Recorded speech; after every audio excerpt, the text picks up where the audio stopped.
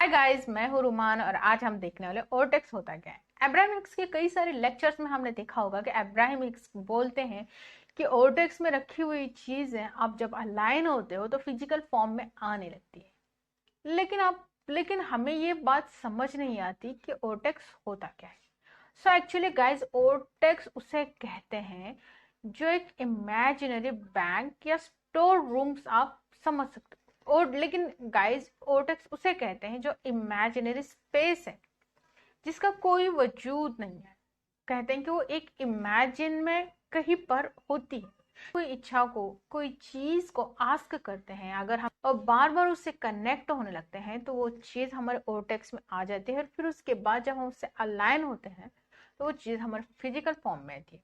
फिर कहा जाता है कि अगर वो चीज आपके फ्यूचर में आपके पास होगी तो उसके वाइब्रेशन आपको प्रेजेंट में मिलने लगते हैं। और इसी ही चीज को भी ओर्टेक्स कहा जाता है।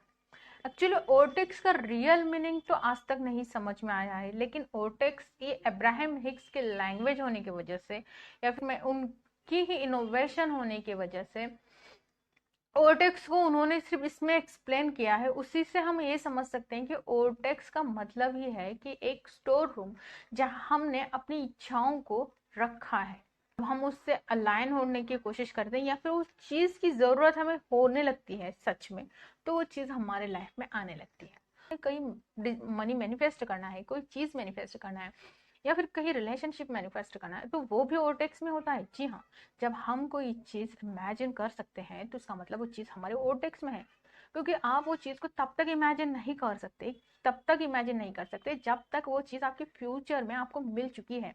ये रियलिटी और टाइम स्पेस की बीच की बातें होती हैं। जब वो चीज आपके फ्यूचर में रियल में होती है तभी वहां से वाइब्रेशन आने लगती है और वो आज में हमें प्रेजेंट में हमें मिलने लगती है, तभी वो चीज हमारे माइंड में इमेजिन होती है। इसका बेस्ट एग्जाम्पल ये है कि अगर एरोप्लेन उस टाइम नहीं था जब राइट ब्रदर्स उसे बनाना चाह रहे थे, तब एरोप्लेन उस टाइम में नहीं था। उनके कई सारे एक्सपेरिमेंट फेल होते गए और अचानक उन्हें एक दिन इस एरोप्लेन जो आज रियलिटी में है उसका इमेजिन हुआ था। उन्होंने परिंदे से इस एरोप्लेन की डिजाइन बनाई है और वही एरोप्लेन की डिजाइन आज हमारे सामने मौजूद है।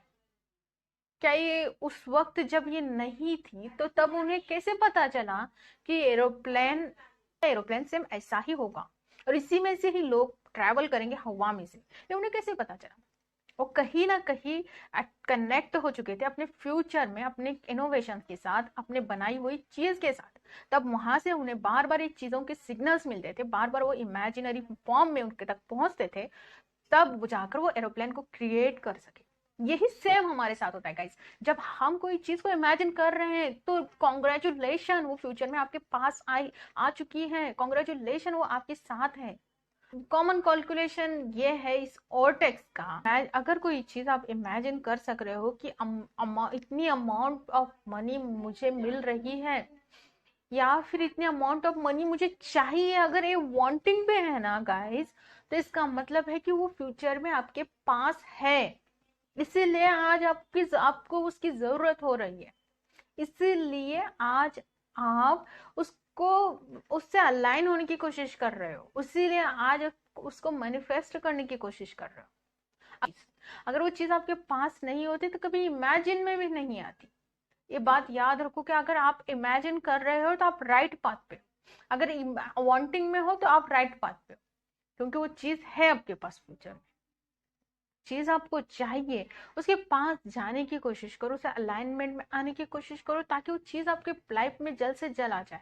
ओवरटेक्स का मतलब सिंपल ये है कि एक स्टोर बैंक है, एक स्टोर रूम है जिसके अंदर बहुत सारी चीजें आपकी जो मैनिफेस्ट आपको करना है वो रखी हुई है। वो आप पर डिपेंड करता है कि आपको क्या क्या मैनिफेस्ट करना है। इसलिए अपनी लिस्ट बनाओ, आपको मैनिफेस्टेशन क्या क्या चाहिए। और वैसे भी 1 ईयर कंप्लीट होने के लिए कुछ ही दिन बाकी है, तो नेक्स्ट ईयर के मैनिफेस्टेशन की लिस्ट रेडी रखो गाइस और उसे मैनिफेस्ट करना स्टार्ट कर दो, बिकॉज आप इसके हकदार हो। क्योंकि वो चीजें आपको ऑलरेडी मिल चुकी हैं, इसीलिए आप इमेजिन कर सकते हो। सो तब तक के लिए टेक केयर, बाय बाय।